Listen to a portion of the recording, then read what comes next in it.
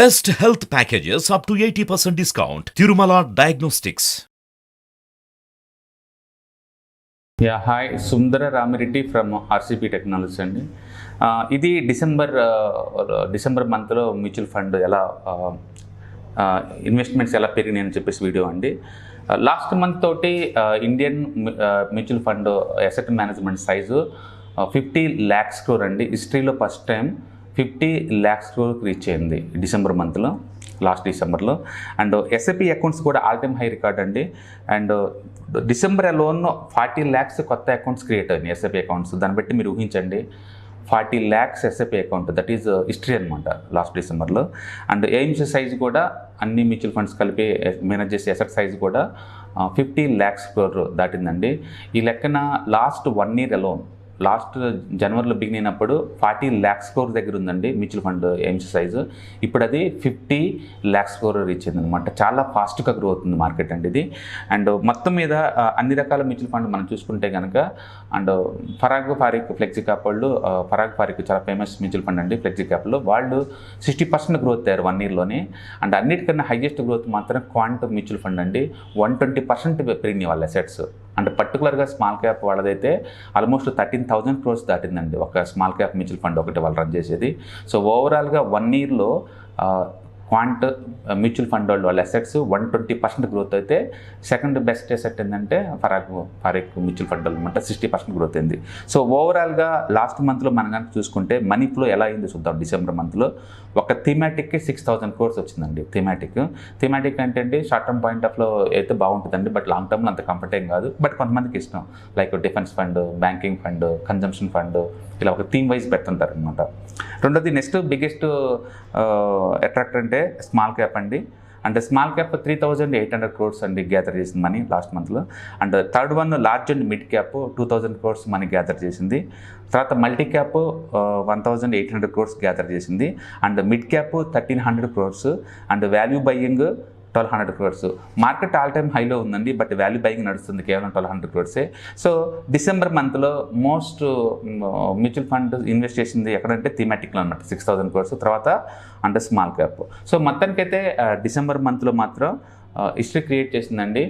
And asset size 50 లక్షల కోట్లు చేరటం, ఎస్ఐపి అకౌంట్లు హైయెస్ట్ చేరటం, and number of demat accounts opening కూడా హైయెస్ట్ అవ్వటం, నిఫ్టీ కూడా ఆల్ టైమ్ హైలో చేరటం, అన్ని రికార్డ్స్ అండి లాస్ట్ ఇయర్. అండ్ డెఫినెట్గా ఇండియాలో మ్యూచువల్ ఫండ్ సైజు ముందు రోజుల్లో ఒక 100 lakhs crore చేరుతుంది అండి. ఎందుకంటే మిగతా వెస్ట్రన్ కంట్రీస్తో పోల్చుకున్నప్పుడు ఇండియాలో ఇప్పుడు కోవిడ్ నుంచి బీనైందండి డిజిటలైజేషన్ ఫైనాన్స్ పర్టికులర్గా.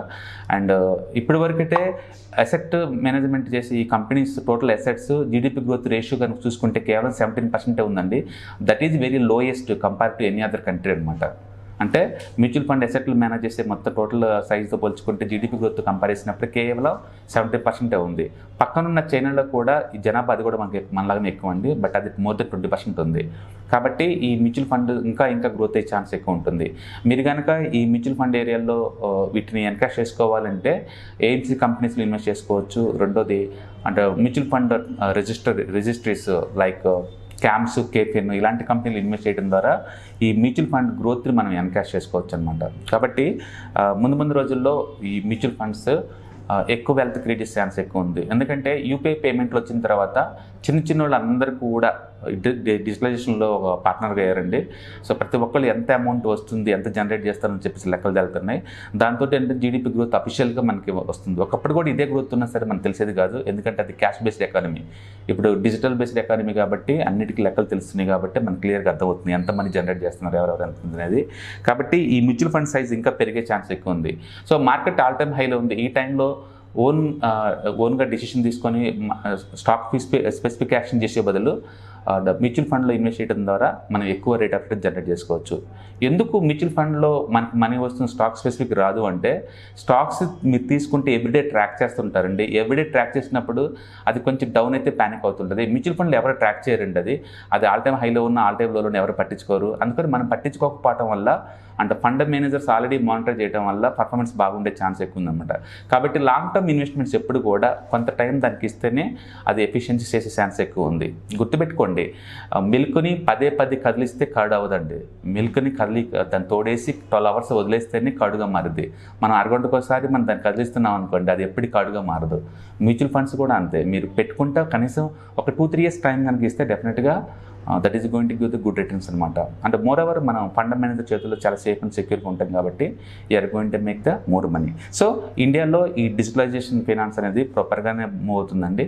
అండ్ లాస్ట్ మంత్లో అండ్ అన్ని మ్యూచువల్ ఫండ్స్ కలిపి రఫ్గా అరౌండ్ 17,000 crores ఎస్ఐపి రూట్లో ఇన్వెస్ట్ చేశారండి. మొత్తం ఓవరాల్గా 10 లక్షల కోట్లు మ్యూచువల్ ఫండ్ అసెట్ సైజ్ పెరిగిందనమాట.